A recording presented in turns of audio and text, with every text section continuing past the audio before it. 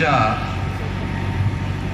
भारत मुक्ति मोर्चा और बहुजन क्रांति मोर्चा के द्वारा राज्य स्तरीय महारैली का हरियाणा स्टेट के लोगों के द्वारा आज ये कार्यक्रम हो रहा है। साथियों,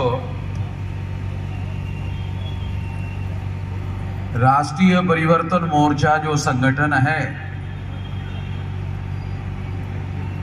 वो हम लोगों के द्वारा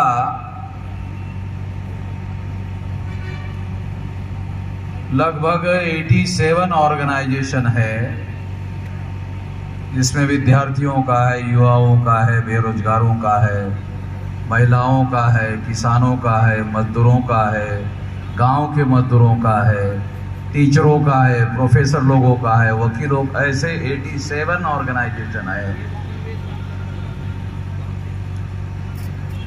जिसको एक नाम के आधार पर राष्ट्रीय परिवर्तन मोर्चा के अंतर्गत इकट्ठा किया गया है।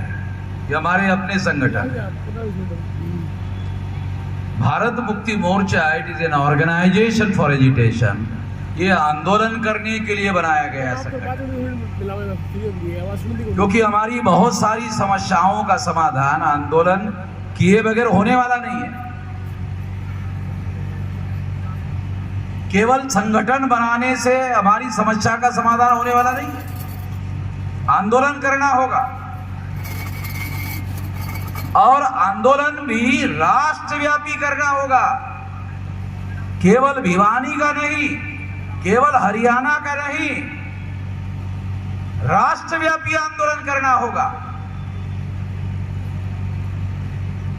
और भारत कोई छोटा मोटा देश नहीं है, ये 36 प्रदेश और केंद्र शासित मिलाकर देश बना हुआ है। अगर कश्मीर से फ्लाइट में बैठो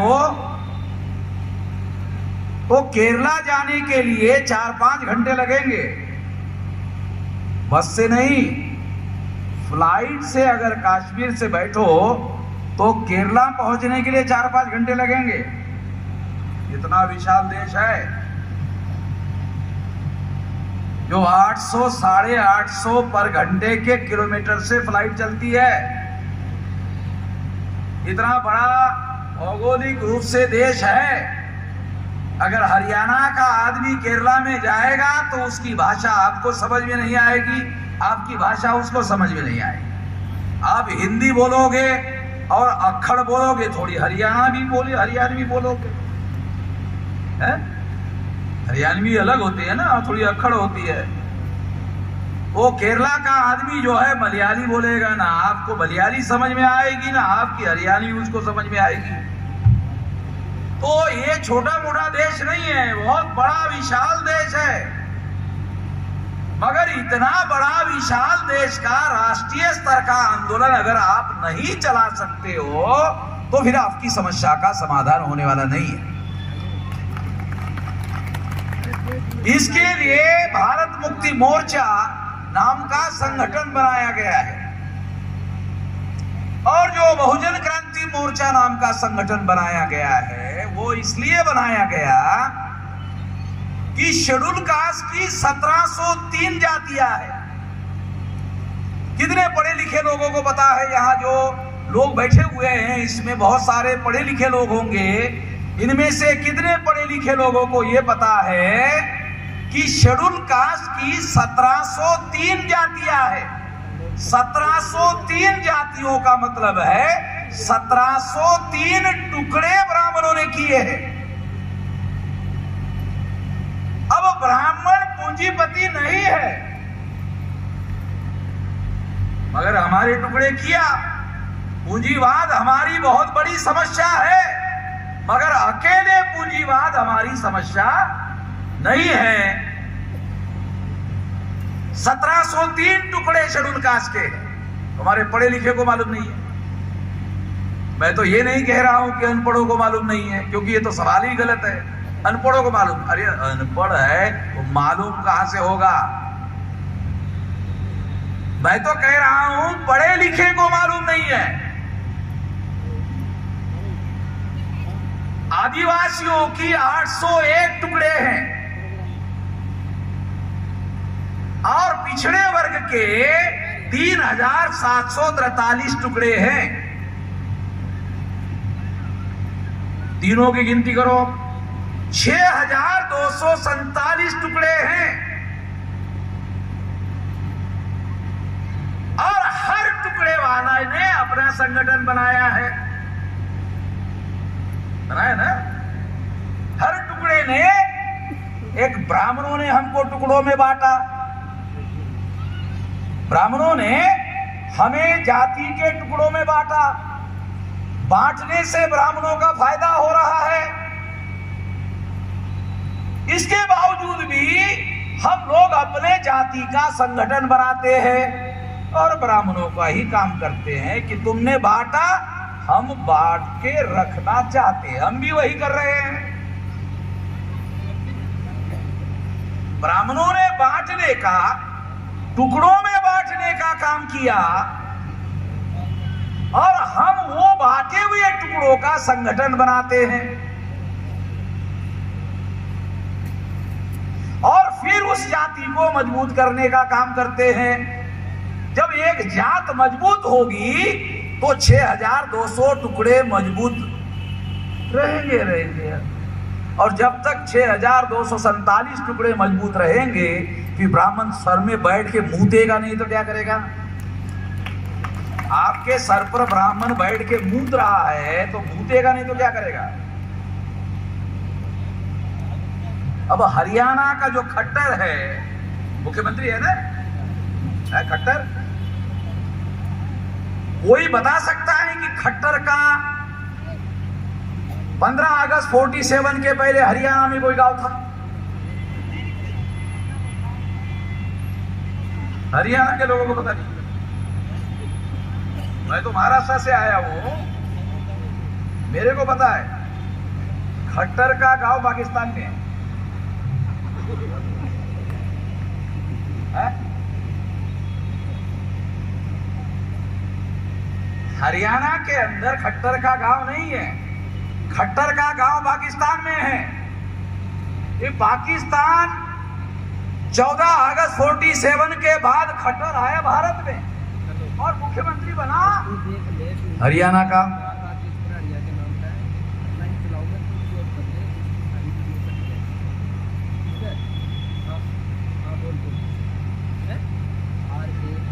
होना नहीं चाहिए ना, ये हो रहा है, हो चुका है। तो ये हम लोगों को सीखने की बात है, सबक सीखने की बात है।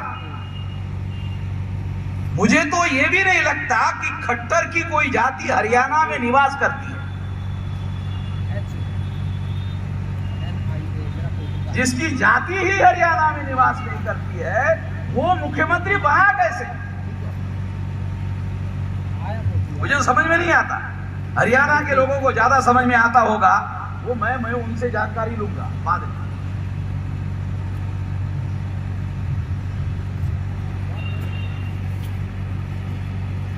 अब जो आदमी पाकिस्तान से भारत में आएगा तो मुसलमानों से दुखी तो रहेगा। जो मुसलमानों से दुखी रहेगा वो आरएसएस में नहीं जाएगा तो कहां जाएगा? आरएसएस में नहीं जाएगा तो कहां जाएगा? आया समझ आ रहा? थोड़ा गणित समझा रहा हूं उसके आरएसएस में जाने का।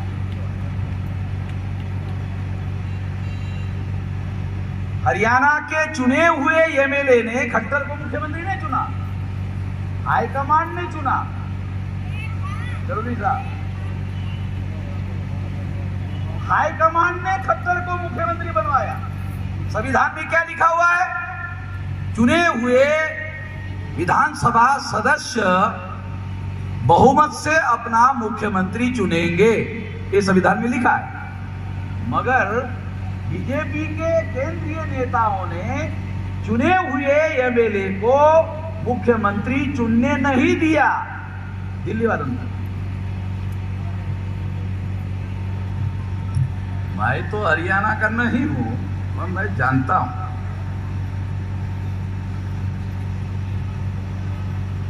मैं ये बात जानता हूं और जान रहा हूं, और हरियाणा के मुख्यमंत्री के प्रदेश में आकर ही बोल रहा हूं। गुजरात में नरेंद्र मोदी के विरोध में भी जाके बोलता था। वो बहुत डरते हैं, नरेंद्र मोदी को बहुत डरते हैं, तो उधर जाके भी मैं बोलता हूं।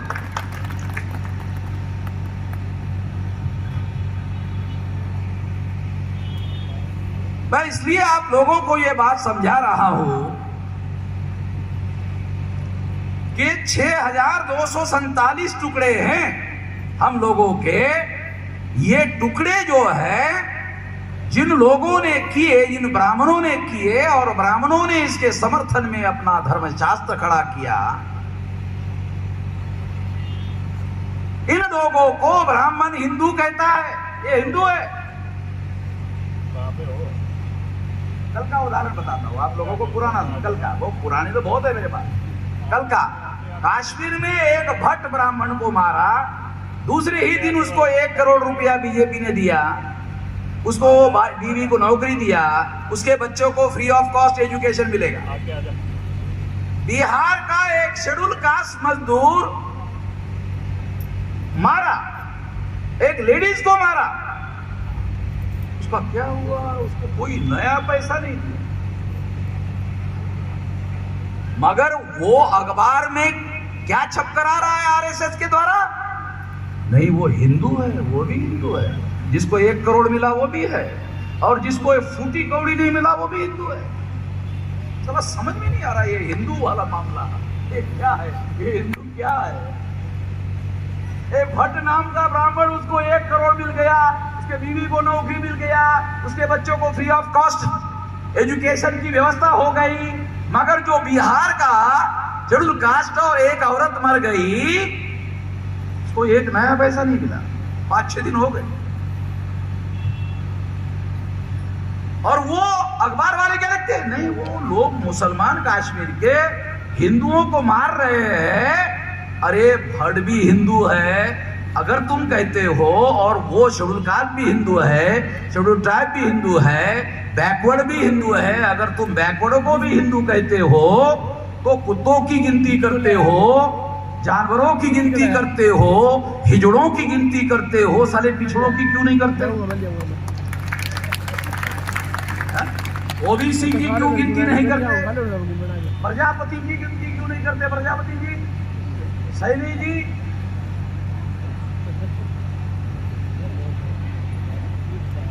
गिनती नहीं करते। हिजड़ों की करते हैं, कुत्तों की करते हैं, जानवरों की करते हैं,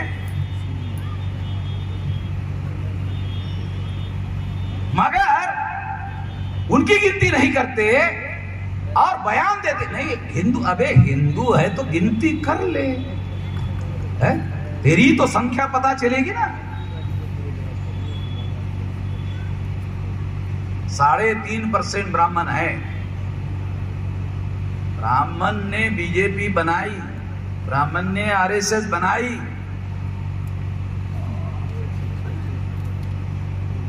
साढ़े 3% ब्राह्मणों ने,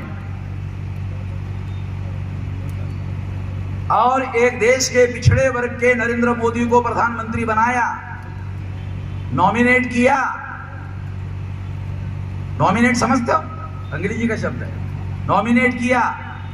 ये जो नरेंद्र मोदी प्रधानमंत्री है, आरएसएस के द्वारा नॉमिनेट किया हुआ, ये नामधारी प्रधानमंत्री है। नामधारी समझते हो? अंग्रेजी में नॉमिनेट और हिंदी में नामधारी। तो ना नॉमिनेट हमारे लोगों को समझ में आता है, ना नामधारी समझ में आता है। मैं थोड़ा देहात का उदाहरण देता हूँ। मैं देहाती आदमी हूँ, गांव का रहने वाला हूँ, गांव का उदाहरण देता हूँ। यहाँ हमारी महिलाएं बहनें हैं, मैं पहले उनसे क्षमा चाहता हूँ, उदाहरण देना पड़ेगा। गांव में शादी होती है, तो शादीशुदा आदमी अपने दोस्त को परिचय देता है कि ये मेरी बीवी शादीशुदा बीवी है, ये मेरी बीवी शादीशुदा बीवी है।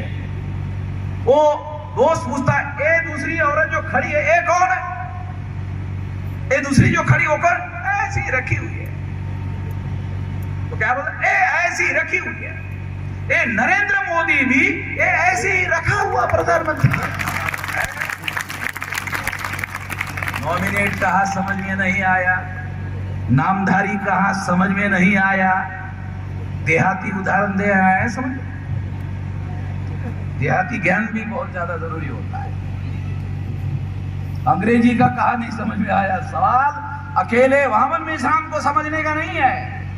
वामन मेश्राम को अकेले समझ में आ गया तो वो तो जानकार हो गया।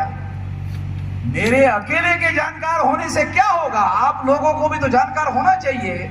देश का प्रधानमंत्री ओबीसी, देश का प्रधानमंत्री पिछड़े वर्ग का, और पिछड़े वर्ग के विरोध में सुप्रीम कोर्ट में हलफनामा दाखिल कर रहा है कि पिछड़े वर्ग की ओबीसी की गिनती नहीं होगी।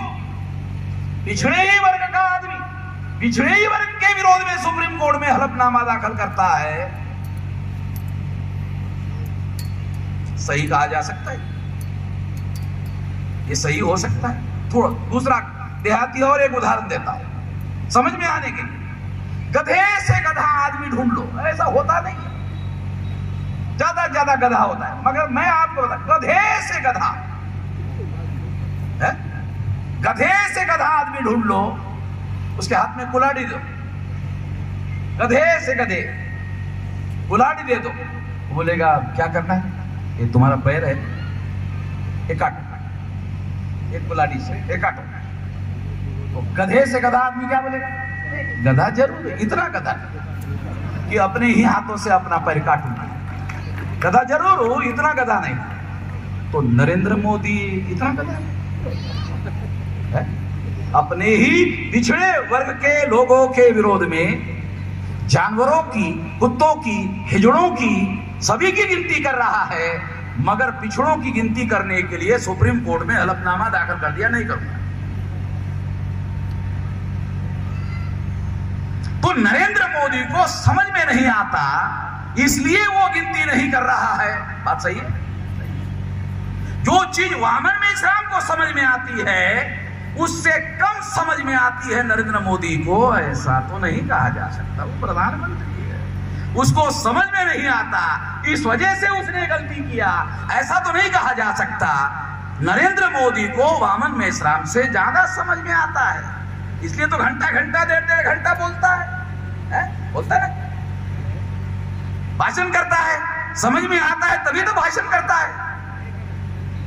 फिर समझ में आता है तो अपने ही जाति बिरादरी के विरोध में सुप्रीम कोर्ट में हलफनामा क्यों दाखिल कर दिया? है ना सवाल? अगर समझ में आता है तो जो वामन मेश्राम को समझ में आता है और जो नरेंद्र मोदी को समझ में आता है और मेरे से ज्यादा आता है, अगर मेरी तरह ही वो अमल करने का काम करता तो मेरी तरह सड़कों पर घूमता रहता। मैं सड़कों पर घूम रहा, नरेंद्र मोदी प्रधानमंत्री नहीं बनता था। मैं जो सच बता रहा हूं, सारे दुनिया को बता रहा हूं, जागृत करने का काम कर रहा हूं, मेरे से ज्यादा नरेंद्र मोदी जानता है, मगर ये जागृति करने का काम वो नहीं कर रहा है। क्यों नहीं कर रहा है? क्योंकि अगर वो ऐसा करता तो प्रधानमंत्री नहीं बनता। वो मेरी तरह ही सड़कों पर घूमता रहता।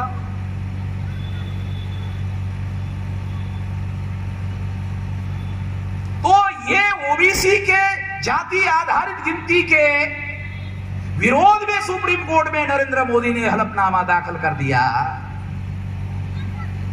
ये उसने नहीं, आरएसएस ने कहा करो, दाखिल करो, प्रधानमंत्री ने ना करो। ये आरएसएस का नॉमिनेटेड आदमी है, बड़े फैसले आरएसएस के लोग कर रहे हैं। आरएसएस के केंद्रीय समिति में एक भी पूंजीपति नहीं है, सारे ब्राह्मण। कुछ आ रहा समझ में? अगर एक भी पूंजीपति नहीं है और सारे ब्राह्मण है तो सारे मिलकर ब्राह्मण पूंजीपति का राज क्यों स्थापित करना चाहते हैं? ये सारा मुझे समझ में नहीं आता।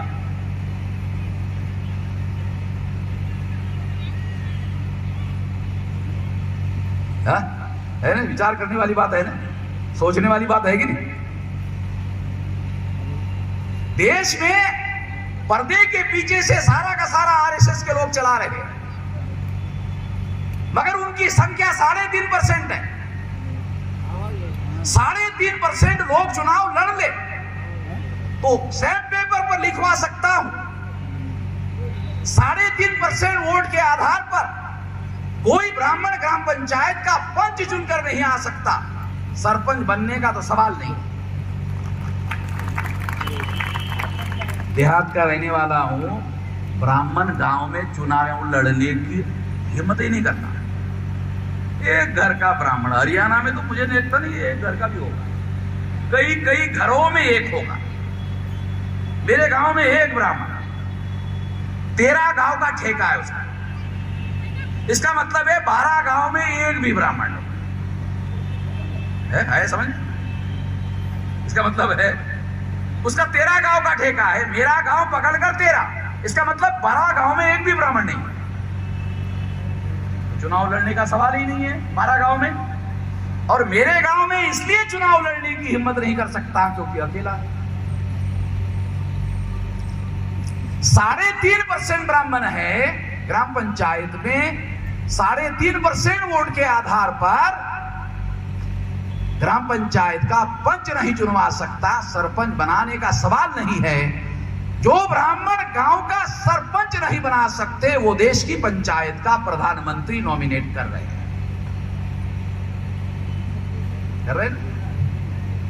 देश के पंचायत का प्रधानमंत्री नॉमिनेट कर रहे हैं। और आपको बताया नॉमिनेट करने का मतलब क्या है।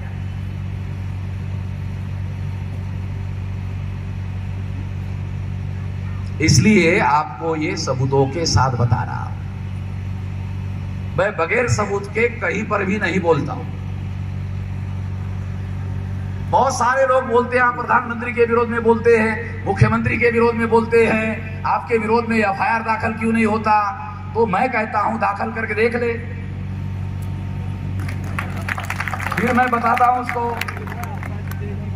क्योंकि मामला फिर कोर्ट में जाएगा, हाई कोर्ट में जाएगा, सुप्रीम कोर्ट में जाएगा, वो सबूत पर फैसला करेंगे। सबूत में फेंक के मारूंगा, सबूत में फेंक के मारूंगा। मेरे पास है ब्राह्मणों के जो सबूत इंडिया में नहीं मिलते, मैं लंदन में जाकर लाता हूं। क्योंकि ब्राह्मणों के सारे धर्म ग्रंथों के सारे कच्चे चिट्ठे जो है अंग्रेज लोग जब गए तो लेके गए, वहां रखे हुए हैं। बहुत लोगों को मालूम नहीं, मैं लंदन कई बार गया तो मैं देख के आया हूं, वहां है।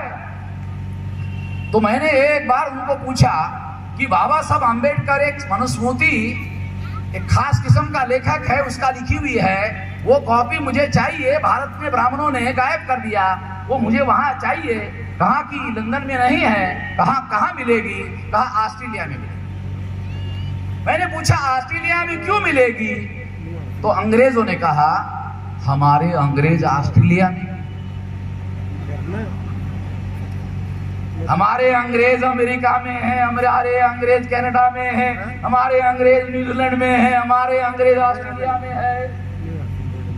बहुत सारे लोगों को पता है कि अंग्रेजों का राज वहां जाकर ही बस गए, भारत में तो बसे नहीं। भारत तो छोड़कर गए, मगर वहां तो वो बस गए और चुनाव के आधार पर उनका प्रधानमंत्री वहां होता है। कनाडा में भी, अमेरिका में भी। अमेरिका में सारे इंग्लैंड के अंग्रेज जो है ना, वो अमेरिका के। कितने लोगों को पता है? मैं आप लोगों को जो बात समझाना चाहता हूं, चढ़ूनी साहब किसानों के बड़े नेता है, सम्मानित नेता है। किसानों के 543 में 200 से कम किसान नेता संसद में नहीं है। 200 से कम नहीं, ज्यादा है। 200 से कम नहीं, ज्यादा ही होंगे। एक भी किसान नेता पार्लियामेंट में इनके समर्थन में नहीं बोला, किसान आंदोलन के समर्थन में नहीं बोला। अगर 200 लोगों ने पार्लियामेंट में हंगामा किया होता तो किसानों को सड़कों पर साल भर रहने की जरूरत नहीं होती। ये जो हमारे नॉमिनेटेड रिप्रेजेंटेटिव है, ये हमारी समस्या है। पार्टी किसी गधे को टिकट देती है, वो गधा चुन कर आता है। एक समय था जवाहरलाल नेहरू का, एक समय था इंदिरा गांधी का। कहा जाता था इंदिरा गांधी ने अगर इलेक्ट्रिक का पोल खड़ा कर दिया वो भी चुन के आ जाएगा। अखबार वाले लिखते हैं, जरूरी साहब अखबार वाले लिखते थे कि इंदिरा गांधी ने इलेक्ट्रिक का पोल खड़ा कर दिया, वो भी चुन के आ गए।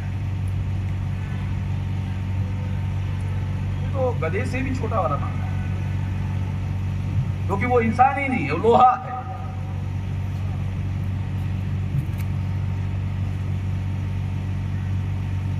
मैं आपको एक हिस्टोरिकल बात बताता हूं। राउंड टेबल कॉन्फ्रेंस में गांधी जी की और बाबा साहब अंबेडकर की लड़ाई हुई। अब लोग अरे लड़ाई हुई, तो क्या ये निजी लड़ाई थी? क्या गांधी जी के ढोर डंगर अंबेडकर के खेत में जाके चरते थे, फसल का नुकसान करते थे, और गांधी जी के ढोर डंगर अंबेडकर के खेती में जाके चरते थे? ऐसी वजह थी जिसकी वजह से गांधी और अंबेडकर का झगड़ा होता था। अंबेडकर के पास कोई जमीन नहीं थी, गांधी के पास भी कोई जमीन नहीं थी, दोनों के पास कोई ढोर डंगर नहीं थे, तो चरने की वजह से लड़ाई का कोई मामला ही नहीं था। दोनों बैरिस्टर थे, गांधी जी भी बैरिस्टर थे, बाबा साहब अंबेडकर भी बैरिस्टर थे। अगर लड़ने का ही मामला आता तो हाई कोर्ट सुप्रीम कोर्ट में लड़ते। राउंड टेबल कॉन्फ्रेंस में गांधी जी की और बाबा साहब अंबेडकर की लड़ाई हुई। क्यों?